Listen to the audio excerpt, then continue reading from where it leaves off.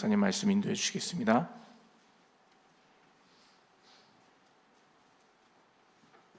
할렐루야. 네, 좋은 아침입니다. 우리 계속 지금 뉴욕 노회가 어제에 이어서 오늘까지 진행이 됩니다. 기도해 주시면 감사하겠습니다. 오늘 그 새로운 주제로 우리가 선교사로서 지역과 국가와 세계를 축복하라라는 제목 가지고 또 한 주간 보내게 될 텐데요. 오늘 우리가 읽은 이 이사야 6장을 보시게 되면 여러분께서 이 짧은 세 구절을 보시면서 이게 어디에 해당되는 부분이구나, 이 정도 좀 감이 가실 것 같습니다. 보시면 이제 성읍들이 황폐해지고 주민이 없고 이제 가옥, 그러니까 집에는 사람이 없고 이 통치가 황폐하게 됐다. 자, 그리고 그 12절에 보시면요, 사람들을 멀리 옮기셔서 이 땅 가운데 황폐한 곳이 많을 때까지다. 사람들을 옮긴다라고 하는 이 내용을 보시면 이게 바벨론 포로로 이스라엘이 이제 곧 망해서 끌려가고 예루살렘은 사람이 살지 않는 황폐한 곳이 될 것이다. 이렇게 말씀하시는 것으로 우리가 이해할 수가 있습니다. 그러니까 이사야 선지자를 통해서 남유다가 결국에 망한다, 그것이죠. 자, 그런데 13절을 보면은요, 10분의 1이 아직 남아 있을지라도 그게 어떻게 된다고요? 보시면 황폐하게 된다. 그러니까 남아 있는 것도 황폐하게 된다. 그러나 감사하게도 희망의 메시지를 주시는데, 밤나무, 상수리나무, 배임을 당해도 남아 있는 게 있어요. 그루터기. 이 그루터기가 뭐라고 말씀하시냐면 거룩한 씨다, 이렇게 말씀하시면서 결국에는 이 거룩한 씨를 남겨둬서 이것을 통해서 주님께서는 희망을 이스라엘에 다시 불어넣어 주신다, 이런 의미로 우리가 해석할 수 있습니다. 자, 그런데 이 6장에 우리가 읽었던 지금 6장의 1절을 보면 이 계시가 언제쯤에 왔냐면 남유다의 우시아 왕이 죽던 해에 이사야 선지자께서 환상을 보시고 계시를 받은 내용입니다. 우시아 왕이 누군지를 우리가 조금 이해해야 될 텐데, 누구냐면 솔로몬 이후에 남유다의 가장 큰 번영을 가져온 왕입니다. 정치적으로도 경제적으로도. 그래서 이때의 남유다, 그리고 이스라엘이라고 표현하겠습니다. 이스라엘이 아주 평안했고, 그리고 가장 또 나라가 확장되었을 때이고, 그리고 그 앙숙이었던 블레셋들 다 점령이 되고, 그리고 암몬으로부터 또 조공을 받고, 그래서 뭐 외교술도 능하고 경제적으로도 번영을 얻고 전쟁을 하면 승리를 하고, 남유다가 솔로몬 이후에 최대의 번영기를, 화려한 시기를 보내고 있었습니다. 그런데 이 우시아 왕의 말년의 마지막 때쯤에 문제가 발생을 하게 되는데, 우시아 왕이 16세의 왕이 됐습니다. 그리고 나서 자라나면서 하나님을 지극히 사랑하고 섬깁니다. 주님께서는 이 우시아 왕을 통해서 이스라엘에 은혜를 베풀어 주시는 거죠. 지금 이렇게 제가 말씀을 드렸던 것처럼. 그런데 이 왕이 언제부턴가 교만해져 가지고 제사장의 직무를 넘보고 직접 성전 안에서 제사장이 하는 일을 본인이 하려고 하다가 아주 커다란 일이 벌어지게 됩니다. 일단 성전 안으로 들어가서 그 향단에 향불을 놓으려고 한 거예요. 그런데 이건 제사장이 하셔야 될 일이거든요. 그 일을 하려고 하자 제사장들이 때로 몰려와서 한 80명이 몰려와가지고 왕이셔, 이러시면 안 됩니다. 이건 제사장이 해야 할 예배인데 당신께서 지금 이걸 하시면은 큰일 납니다. 화가 있을 겁니다.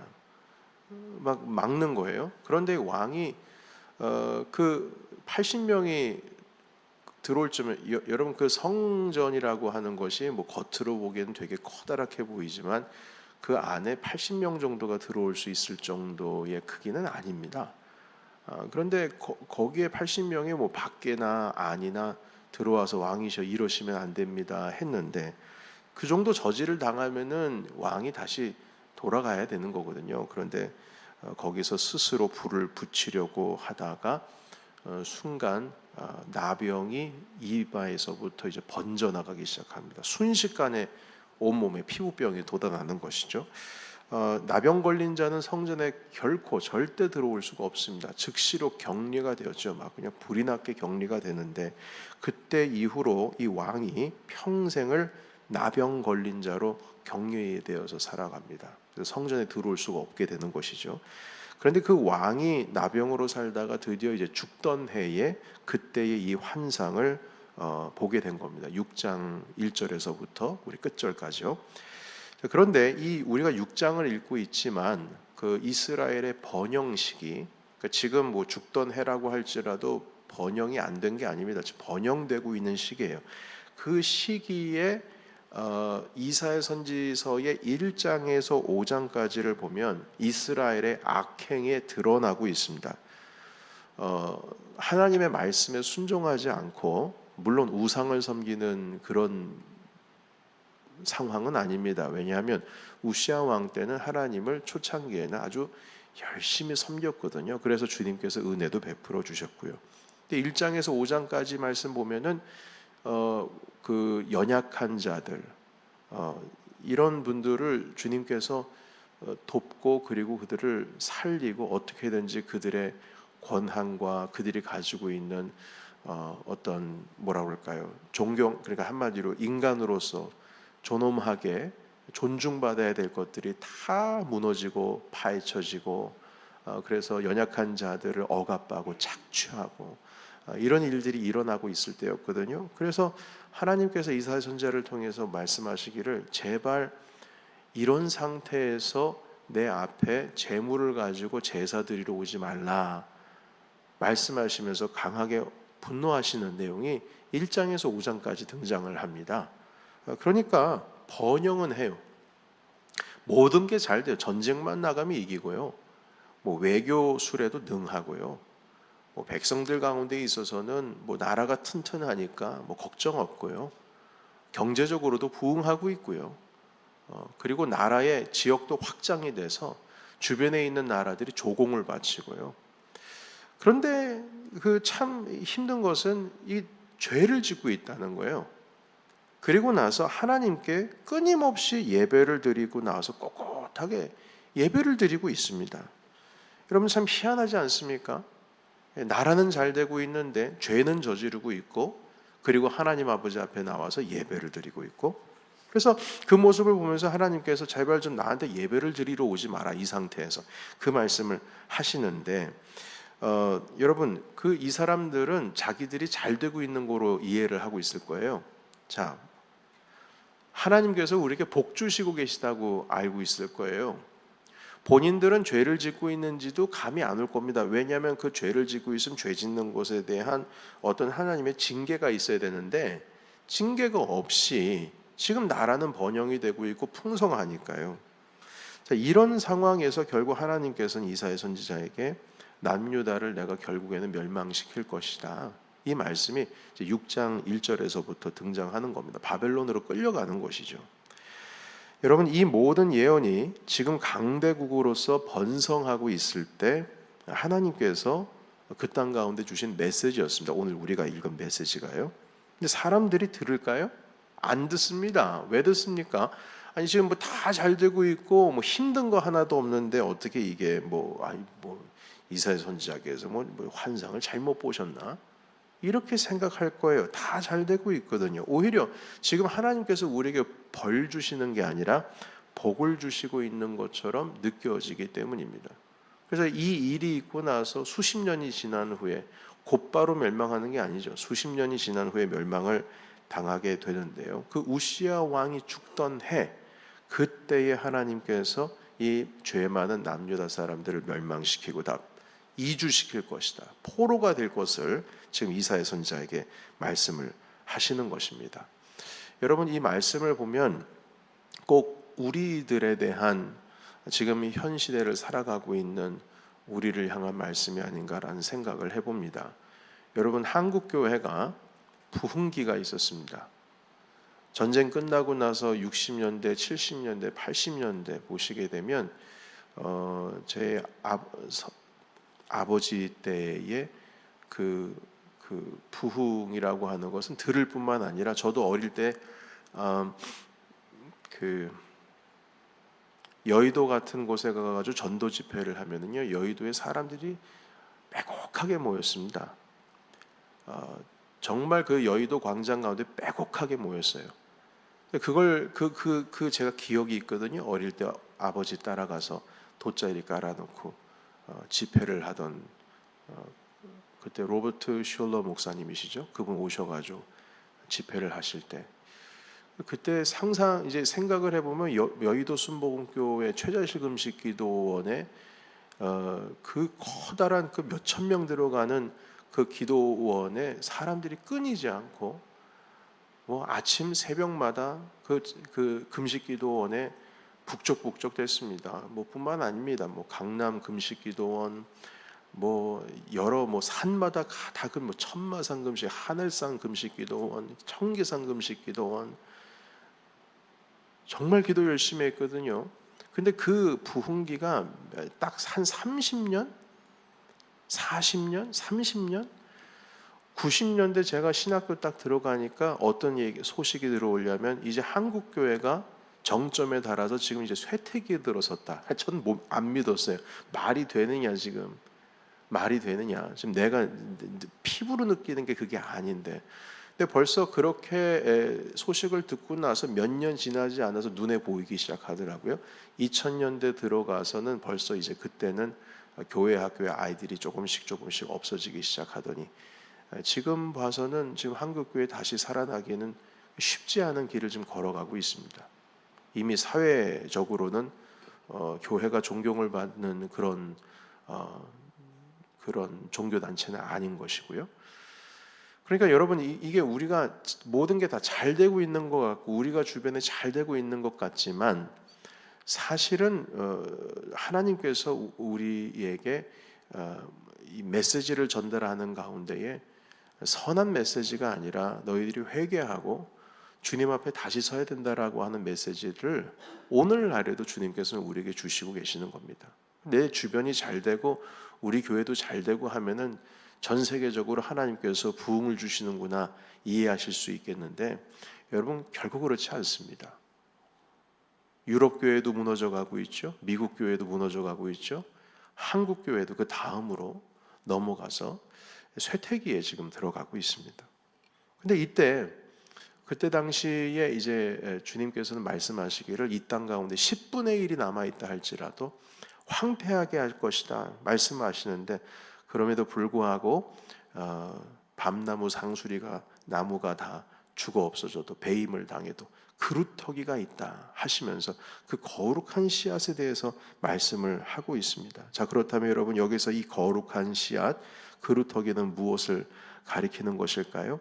그것은 무엇이냐면 그 황폐함 속에서도 하나님을 따르는 남은 자들이 바로 이 그루터기들입니다. 이들을 통해서 하나님께서는 다시금 이스라엘에게 생명의 기운을 불어 넣으시겠다는 겁니다. 실질적으로 하나님께서 바벨론으로 이스라엘 백성들을 예루살렘에서 다 끌고 올라가셨어도 그곳에서 거룩한 씨앗을 감당하시는 분들이 있으세요. 우리가 잘 아는 청년, 소년이라고 하겠습니다. 10대였으니까요. 다니엘, 그리고 다니엘의 세 명의 친구 사드락, 메삭, 아벳느고, 그들이 풀무불 들어갔다가 나온 이야기 우리도 뭐 잘 알고 있고 다니엘의 사자굴 이야기 잘 알고 있지 않습니까?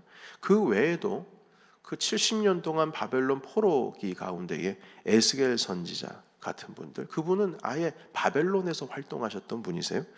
그리고 뭐 에스더 같은 분들, 그리고 느헤미야, 스룹바벨, 결국 이들을 통하여서 신앙이 바벨론에서도 잘 이어내려오다가 결국 바벨론에서 이제 해방이 되어서 70년 만에 다 본국으로 다시 귀환을 하지요. 그때 뭐 다 돌아온 건 아닙니다. 일부가 돌아오는데 그 포로에서 귀환해서 예루살렘으로 돌아올 때 스룹바벨과 느헤미야 같은 자를 통하여서 하나님께서 이 성전의 회복을 허락하여 주십니다. 자, 그런데 이 거룩한 씨앗을 가리키는 것은 궁극적으로는 우리 예수 그리스도십니다. 주님께서 평화가 사라지고 희망이 사라지는 곳에 이 땅 가운데 태어나셔서 그리고 고난을 당하시고 십자가에 못 박혀 돌아가시고 죽은 자 가운데 3일 만에 부활하심으로 말미암아 이 인류를 주님께서는 완전한 회복을 허락해 주시지 않으셨습니까? 그래서 이 거룩한 씨앗을 가리키는 분은 궁극적으로는 우리 주 예수 그리스도시지만 주님께서는 시대 때마다 남은 자들, 그루터기들을 세워 주셨다라고 하시는 것입니다. 여러분, 한참 이전 이야기입니다. 지금 우리가 읽고 있는 이사야 선지서의 한참 이전에 엘리야라고 하는 선지자가 있었습니다. 이분은 북이스라엘에서 활동을 하시던 선지자이셨는데 이분이 가장 우리가 기억하고 있는 사건은 갈멜산에서 불이 떨어진 사건이죠. 그곳에서 그 850명 되는 바알과 아세라 목상을 섬기는 선지자들, 거기에 있는 제사장들, 우상을 섬기는 제사장들과 1대 850명으로 붙었어요. 제단 가운데에 어느 곳에 불이 떨어지는가. 그 아세라 목상과 그리고 바알을 섬기는 그 선지자들의, 그 제사장들의 제단에는 불이 떨어지지를 않습니다. 뭐 반나절 이상 난리를 쳤는데도 안 돼요. 근데 엘리야 선지자께서 가지고 온 하나님을 향한 제단 위에 재물을 쌓아놓고 물을 부었거든요. 몇 통씩 부어가지고 주변에 그냥 물로 아주 그냥 도랑을 만들어가지고 철철철철 흘러낼 정도 했었는데 하나님께서 순식간에 불이 떨어져가지고 그냥 홀라당 한 방에 다 그냥 태워가지고 받으셨습니다. 그러니까 그 사건을 보고 난리가 난 거죠. 결국에는 거기에 있었던 850명의 제사장들이 다 죽임을 당합니다. 그런데 여기서 정신 못 차린 사람이 있었어요. 아합 왕과 이세벨이라고 하는 그 아합 왕의 부인, 이 두 부부가 정신 못 차리고 엘리야를 잡아 죽이려고 합니다. 그때에 한동안 몇 년 동안 비가 내리지 않다가 그 일이 있고 나서 엘리야가 기도하는 가운데 비가 쏟아지고, 그러니까 결국엔 비를 담당하시는 분은 누구시냐면은 바알이 아니라 하나님이시라고 하는 것이 드러난 것이거든요. 왜냐하면 그때 당시에는 하늘에 비가 내리는 것은 바알이 하는 것이다라고 사람들이 생각을 하고 있었으니까요. 정신 못 차리고 엘리야를 죽이려고 하는데 엘리야가 도망을 갑니다. 엘리야 선지자께서 40일 동안을 밤과 낮을 쉬지 않고 걸어서 호렙산으로 가시는데, 사실 호렙산까지 걸어간다면은 건장한 사람이 그냥 때를 져서 건너가도 한 일주일, 열흘이면 도착하는 곳이거든요. 아무리 늦게 가봐야. 그런데 40일 동안을 간다라고 하는 것은 얼마나 힘든 여정길이었겠어요. 완전 몸과 뭐 다 힘들어가지고, 왜냐하면 승리를 얻었는데도 불구하고 결국에는 지금 죽임을 당하려고 하는 것 아닙니까? 그래서 로뎀나무 밑에서 이 엘리야 선지자께서 고백합니다. 하나님, 차라리 나를 죽여달라고. 아니요, 어떻게 이런 일이 있을 수가 있냐고. 승리를 맛봤음에도 불구하고 이 아합 왕과 이세벨은 정신 못 차린다고. 그리고 나서 이제 호렙산으로 결국 들어왔는데 하나님께서 세미한 음성 가운데에 말씀하시고 엘리야를 이렇게 세워주시려고 말씀하시고 다시금 사명을 허락해 주시는데, 그때 엘리야에게 뭐라고 말씀하시냐면 이렇게 말씀하십니다. 그것이 열왕기상 19장 18절에 있는데 제가 읽어보겠습니다. 스크린 준비되어 있지 않습니다. 제가 읽어볼게요. 그러나 내가 이스라엘 가운데 7,000명을 남기리니 다 바알에게 무릎을 꿇지 아니하고 다 바알에게 입맞추지 아니한 자라. 엘리야 선지자께서는 자기 혼자인 줄 알았어요. 근데 그게 아니래요. 7,000명이 아직 이스라엘 가운데 남아있다는 거예요. 이게 지금 바로 남은 자들이고요. 이것이 바로 그루터기들이 것이거든요. 엘리야 선지자께서는 자기는 죽기를 바랬는데 주님께서 야, 너 모르지. 7,000명 내가 남겨놨어. 이 7,000명 때문에 이스라엘의 역사가 진행이 되는 겁니다. 여러분, 우리 넘치는 교회가 이러한 남은 자, 거룩한 씨앗, 그루터기로서 이 땅 가운데 사명을 받은 교회인 줄로 믿습니다. 여러분, 이 땅에서는요, 예수 그리스도께서 이 거룩한 씨가 되셨지만 주님께서 승천하시고 나서 이 땅에 그루터기들을 남겨놓으셨어요. 그게 교회입니다. 교회예요. 여러분, 세상에 아무리 지금 흉악하고 교회가 지금 쇠퇴해져 가고 있다고 할지라도 여러분, 우리가 그루터기입니다. 그래서 괜찮습니다. 우리가 그루터기예요. 우리가 기도함으로 인해서 민족이 살고 나라가 살고 세계가 사는 줄로 믿습니다. 우리가 그루터기예요. 희망을 가져야 돼요. 10분의 1이 남아있는데 그 남아있는 것까지도 황폐할지라도 괜찮다. 거룩한 씨앗을 내가 남겨놨다. 그루터기다. 배임을 당해도 괜찮다. 그루터기가 있다. 여러분, 역사적으로는 결국 주님 다시 오실 때가 가까이 올수록 모든 것이 쇠퇴할 겁니다. 시험이 있을 것이고 그리고 혼란이 있을 겁니다. 역사는 원래 그렇게 흘러갑니다. 주님 마지막 때 오실 때까지 역사는 그렇게 흘러갈 겁니다. 그런데 결국 끝까지 남은 자가 구원을 얻는 겁니다. 구원을 얻는 거예요. 여러분, 우리가 그 남은 자들이 되는 겁니다. 그래서 여러분, 우리가 이 남은 자들이 해야 될 것이 무엇이냐? 세상은 무너지고 있어도 희망은 사라지고 있어도 우리가 이 땅을 위해서 중보하면서 기도해야 됩니다. 그것은 우리가 해야 할 일이에요. 우리가 해야 할 일이에요.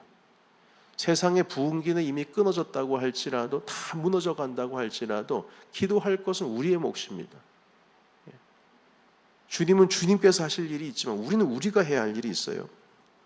그래서 우리가 이 기도 사역과 그리고 이 온 땅을 위한 우리가 사실 뉴욕에 있지만 선교사나 마찬가지입니다. 왜냐하면 우리가 복을 흘려보내는 사람이잖아요. 여기서부터 복을 흘려보내는 사람들은 그게 바로 선교사의 삶을 사는 겁니다. 그래서 근래에 선교적 교회라는 그 단어가 선교학에 대한 어떤 이슈가 되는 그 단어예요. 선교적 교회. 선교적 교회가 선교를 많이 하는 교회라는 의미가 아닙니다. 제가 지금 말씀드리는 게 선교적 교회예요. 이 땅 가운데 복이 되어서 흘려보내고 그리고 이 땅 가운데 그루터기가 돼서 내가 서 있는 이 삶의 자리에서 하나님의 뜻을 이루어 살아가고 있는 그 교회가 선교적 교회다. 무슨 해외 나가서 단기 선교 파송하고 선교사 파송하는 것이 선교적인 교회가 아니라 내가 현재 여기 있는 곳에서 살아가고 있는 그것이 바로 선교적인 교회다. 그래서 이 선교적인 교회에 대해서 몇 년 전에 팬데믹 이전에 이것을 연구하고 계시는 그 학자들이 오셔서 뉴저지에서도 세미나 하시고 제가 이 선교적이라고 하는 교회의 단어를 사실 수년 전부터 들어왔었어요. 그런데 그분께서 오셔가지고 강의를 하시는데 놀라운 것은 선교적인 교회의 모델을 보여달라고 그랬거든요. 그런데 답이 왔어요. 아직 완전한 선교적인 교회의 모델을 찾지를 못했습니다. 찾지를 못했대요. 그러니까 아직도 이 선교적이라고 하는 교회의 개념을 학자들도 모델로서 딱 보여주면서 이것이 바로 그 선교적인 교회입니다 라고 할 만한 게 아직 없다는 거예요. 그나마 선교적인 교회로서 향하고 있는 교회는 이러한 교회가 있지만 다 완벽하다고 할 수가 없습니다. 그러니까 학문적으로는 신학적으로는 그 교회가 어떤 교회인지는 설명해 나가고 있지만 그 교회가 이 땅 가운데에서 어떤 교회가 선교적인 모델을 보여줄 수 있습니까? 라고 했을 때 없다는 거예요. 그 이야기를 들었을 때에 많은 사람 목사님들이 질문을 합니다. 그럼 선교적인 교회가 이런 개념입니까? 저런 개념입니까? 아직 개념 정리가 확실하게 안 되어 가고 있어요. 그러나 아는 겁니다. 이 우리의 삶에서 이것을 이루어야 된다. 그래서 여러분 인터넷 검색해 보시면 선교적인 교회 하시면은 많이 떠오를 거예요. 지금 이 근래에 이제 교계의 이슈입니다. 교회가 아니라 전 세계 선교학의 이슈입니다. 여러분 우리 교회가 그 모델 역할을 하면 참 좋겠습니다. 우리의 현장의 삶에서 내가 선교사로서 이 땅 가운데 복이 되어서 살아가는 겁니다. 사실 그런데 선교적인 교회는 그 학자님들께서는 이걸 아셨는지 모르겠습니다만 눈에 보이진 않습니다. 왜냐하면 우리 삶의 이야기거든요.